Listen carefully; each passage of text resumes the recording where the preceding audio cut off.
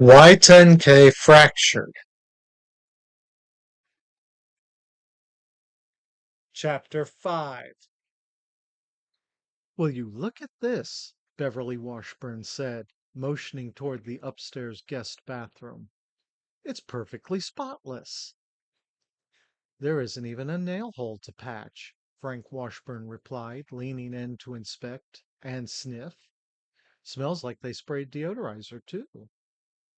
"It seems Tim was right about the last tenants after all," Beverly said quietly. "They turned out to be exceptionally neat and clean people. I was worried, though. The man who turned the keys in stank horribly." The couple turned and walked back down the hall to the top of the stairs. "When did Tim and Eileen say they'd be arriving today?" Beverly asked as they descended together. "Around lunchtime, maybe a little later," Frank said as they reached the front entry. "We'll have to come back with the keys and the linens that needed washing." The trip had gone relatively smoothly, but not without incident. They had been forced off the rural routes and onto the busier highways and interstates to make up lost time. That, in turn, led to Thomas and Trent begging to stop at the first fast food place they saw advertised. Timothy pressed the accelerator and ignored them. Eileen, on the other hand, had no such distraction. "We're going to eat at the cabin," she snapped, turning to fix Trent, the louder of the two, with a sharp look. "Now quiet down." Relief washed over her when they finally pulled into the driveway of their vacation cabin. Tom and Trent were out of the van the moment the engine died, sprinting for the backyard, hunger forgotten. They made straight for the play fort Timothy had built the previous summer. TJ, already loaded down with suitcases, headed for the house.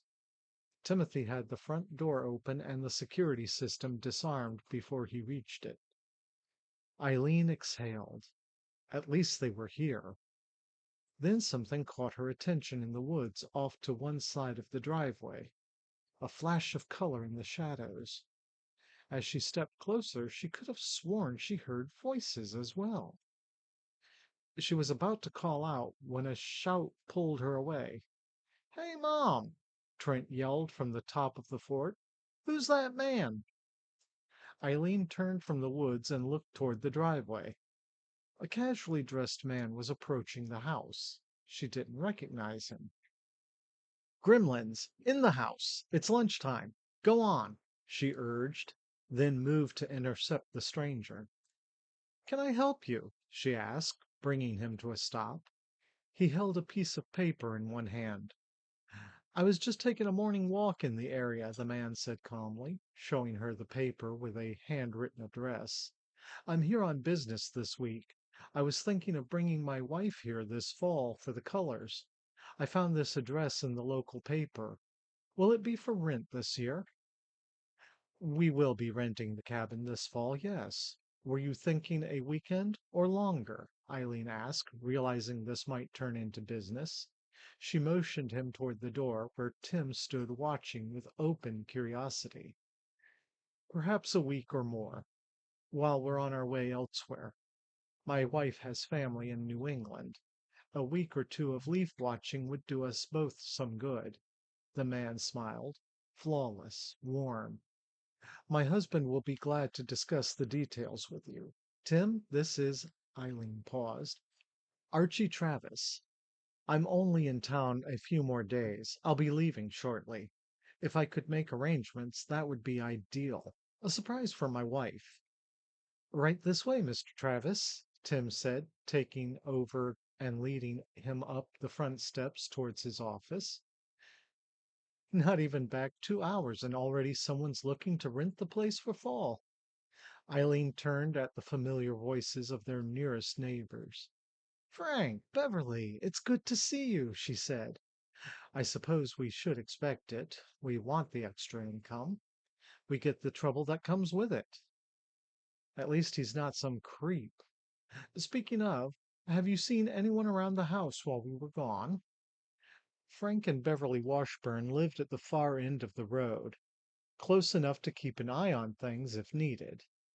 Not a soul, Beverly replied calmly, though we thought we saw some smoke out back by the creek a few days ago.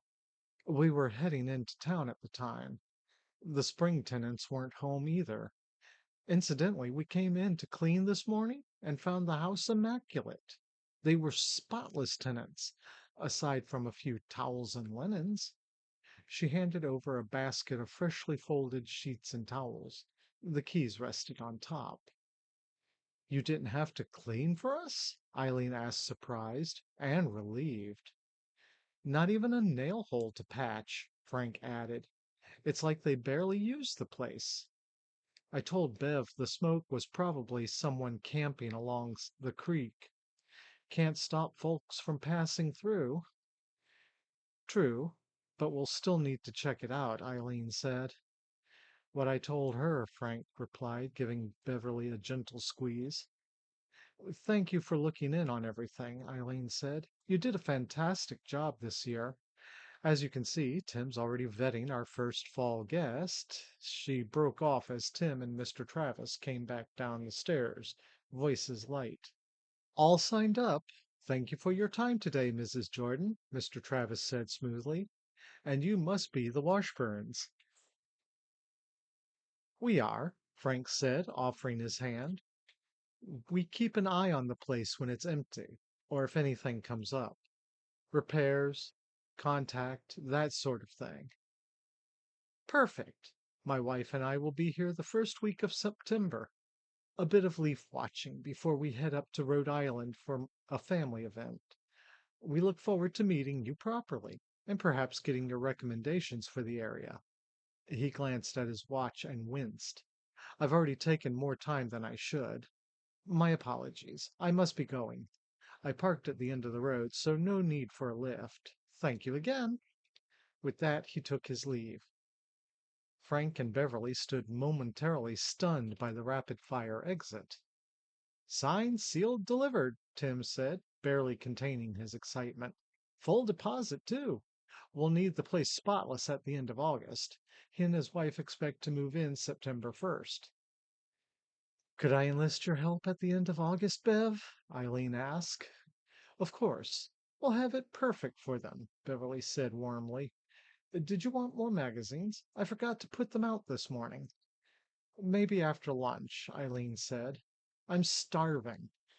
Let's order out, Tim suggested, earning a surprised look from her. Then again, the unexpected income might explain the sudden generosity. Come on in, let's figure out what we want. What are you doing here? Henry Jordan asked as his older brother stepped into view. You've got a parole hearing coming up, Rogers said evenly. Henry gave a dry laugh. Let me guess. You'll be there? Make sure I stay right where I am? Count on it. Real hero, Raj. Don't you have a meter to check or something? Roger didn't rise to it. Not right away. You were supposed to be watching the boys, he said, voice tightening despite himself.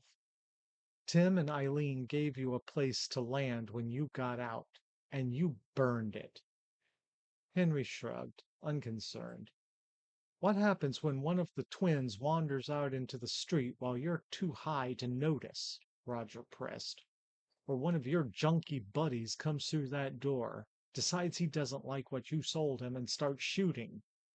You don't think about that. You never do. Henry rolled his eyes and gave a slow, mocking clap. Yeah, okay. Like you've never screwed up. Don't act like you came out of the womb with a badge. Roger stepped closer, voice dropping. Quieter now, colder. I've made mistakes, he said, but I didn't put kids in the line of fire. That's the difference. Henry's smirk held, but it slipped just a fraction.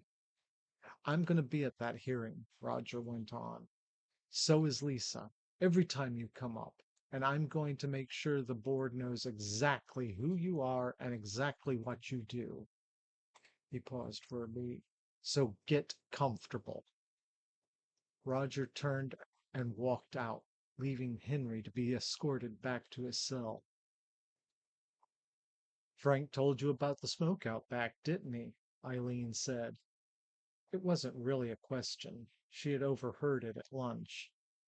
Yeah, Timothy stood on the back deck, looking up as the first stars came out. Inside, the gremlins were busy with their game system.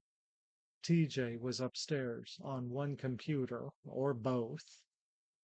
Timothy exhaled and lowered his gaze to the tree line, where the shadows were beginning to thicken. He said the tenants weren't around when it was spotted. Not that it means much, he added after a moment. We can't stop people from coming in along the creek. Canoes, campers, it's going to happen. Short of fencing the whole stretch and posting signs, and that wouldn't do much anyway. Think we should go check if they left anything behind? Eileen asked. In the morning. Probably just some trash and a dead fire pit. Timothy yawned, long and unguarded. You ready for bed already? Eileen glanced over. Give me an hour, he said, easy and unhurried. I'm not rushing it.